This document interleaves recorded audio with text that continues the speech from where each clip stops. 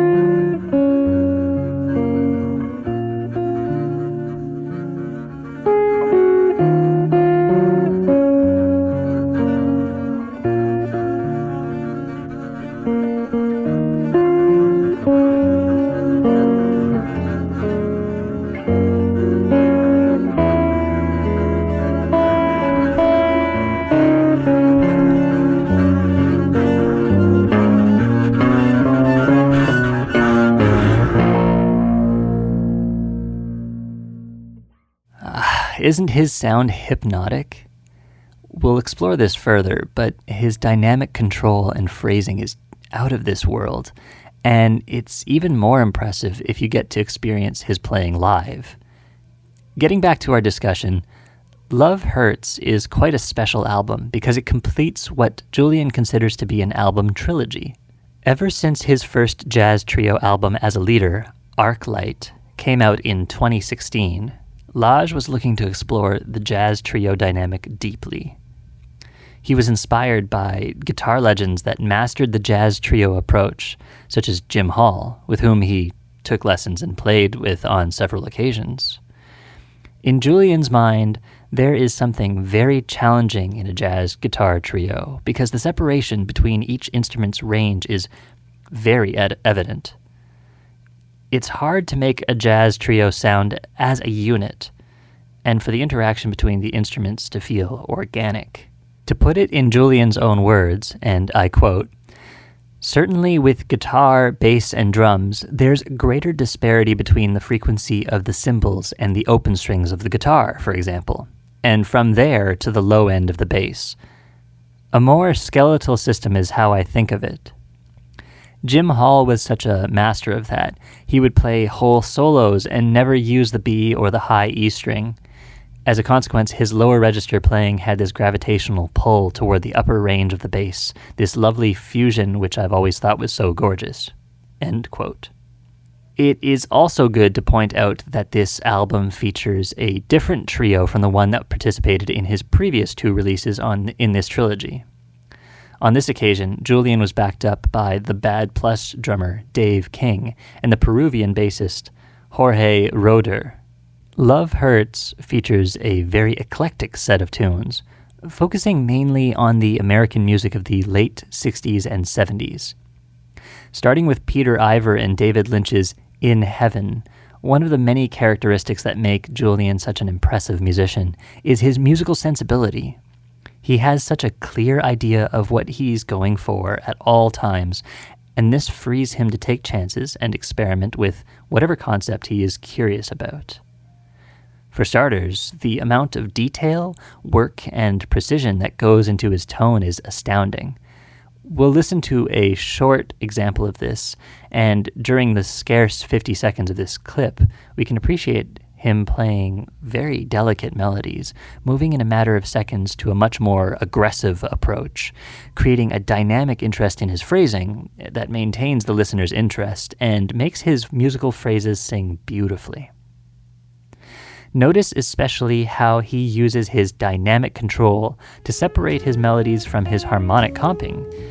He's such a master of making the different voices in his playing sound independent.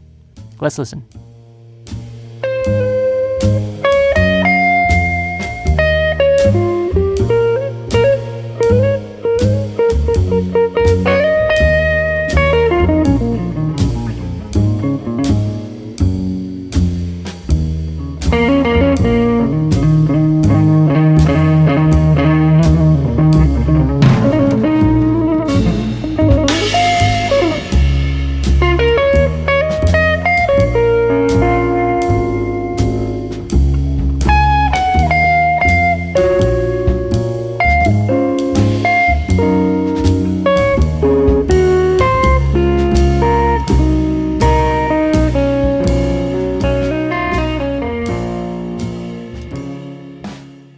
As a side note, Julian has developed such control in his playing because for years he has been working on modifying his tone only by touch.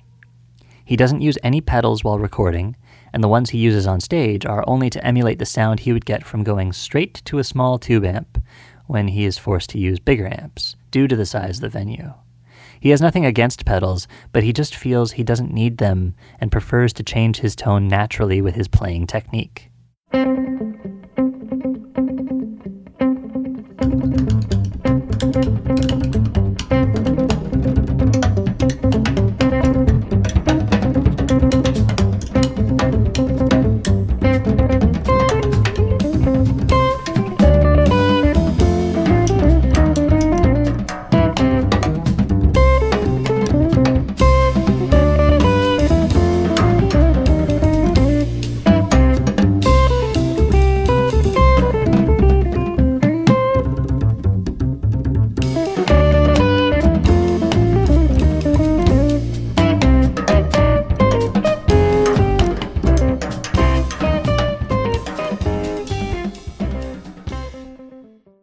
What we just heard is the head for the third track of this album.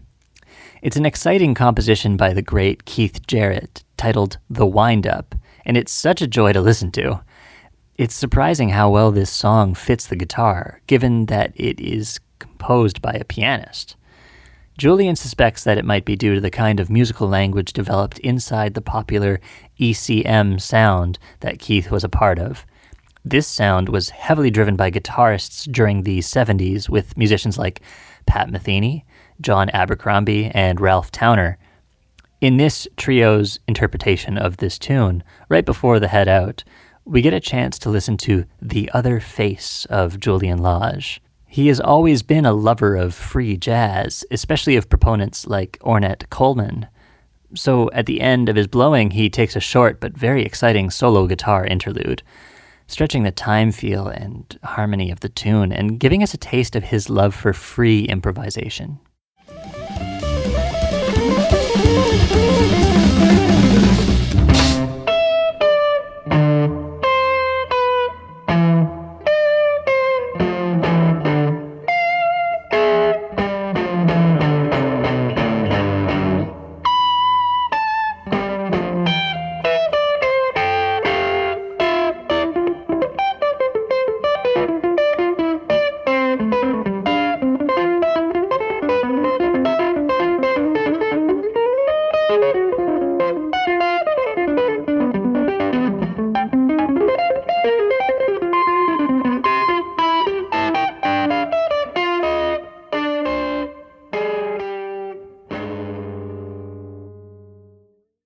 Now, I mentioned earlier that one of the main objectives Julian Lage had when recording his 3 jazz trio albums was to explore the orchestration challenges that this configuration of instruments creates. It's fair to argue that the whole album is full of examples of his particular approach to the jazz trio, starting with the craft of his tone, his choice of register, and his mastery of comping his own lines. But to make this even clearer, let's listen to an excerpt from the title track of the album and Boudleaux Bryant's famous song, Love Hurts. Listen to how, after finishing his musical thought with a couple of rhythmic chord shots, he delineates the form by leaving some space. Right at this moment, Jorge Roeder takes the opportunity to fill up that space by playing a small motif in the upper register of his bass. Julian hears this and uses that same motif to develop the last section of his solo. He starts playing it in the middle register of the guitar so that it blends nicely with the register where Jorge played it in his bass, and sounds as if he took the baton and continued the idea organically. This type of interplay is magical when it happens, and exactly the kind of thing Julian was excited to explore in a jazz trio setting. Let's take a listen.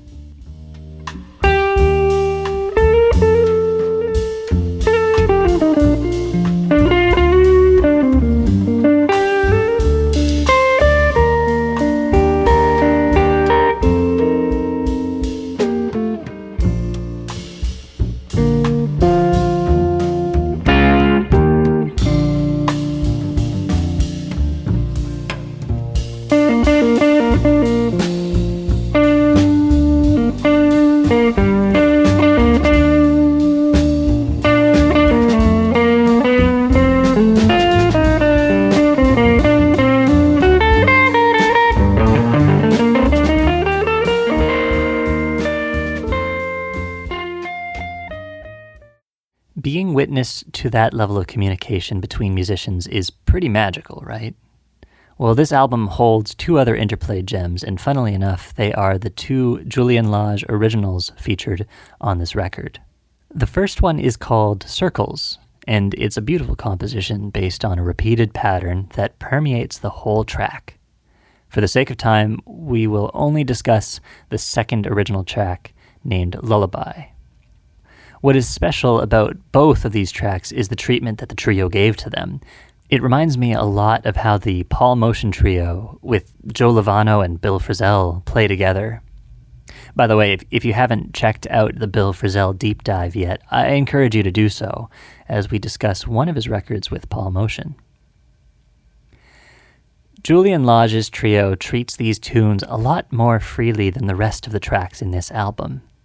The time feel is much more elastic, and they really have to follow each other to be able to make it feel good. What I found really interesting in Lullaby is the way the tune grows. The melody is very delicate and simple, like a lullaby, and the tune very gradually grows and grows in intensity until it reaches its climax, unlike a lullaby. Here, the delicate melody is juxtaposed with a very thick texture given by the bass and drums playing intensity and the tone of Julian's guitar. His tone becomes much more aggressive and distorted, and let's remember that Julian doesn't use pedals, so all of this is controlled by how much force he is using while playing and the amp's response to that audio signal's intensity. Imagine the control he has for him to squeeze so many different timbres out of his guitar.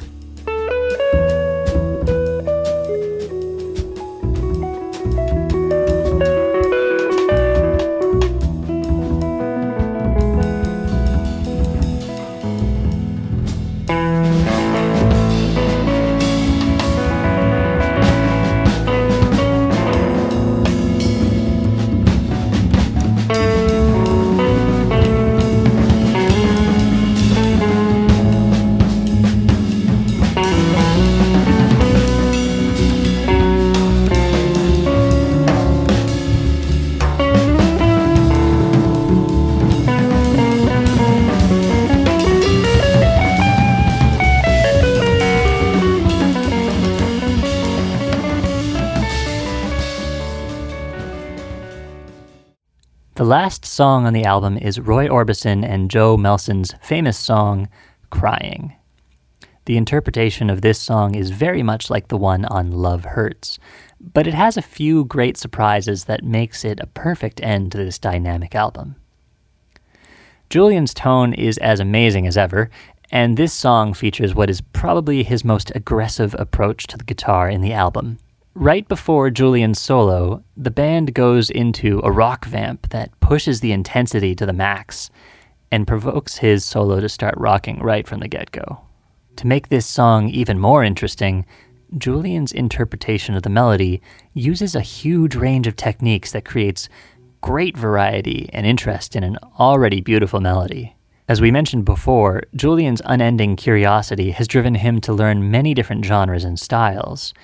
In the short excerpt that we're about to listen to, we can hear traces of his mastery of the country guitar picking and language, his proficiency with legato playing and extended techniques such as harmonics, and once again, his incredible touch for harmonizing his lines. If you listen to the full tune, which I highly recommend you do, you can hear his use of slides, fingerpicking, and many more techniques he's able to pull out of the bag to make the melody sing. Let's listen.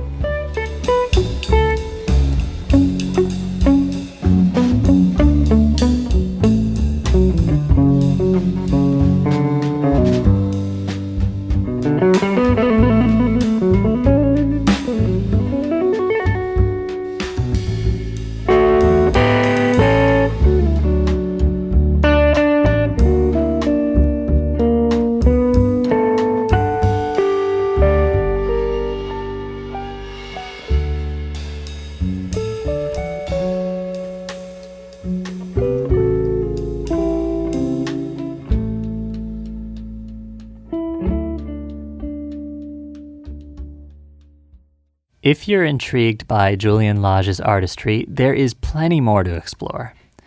I would strongly encourage you to check out the rest of this jazz trio trilogy, which includes Arclight from 2016 and Modern Lore from 2018.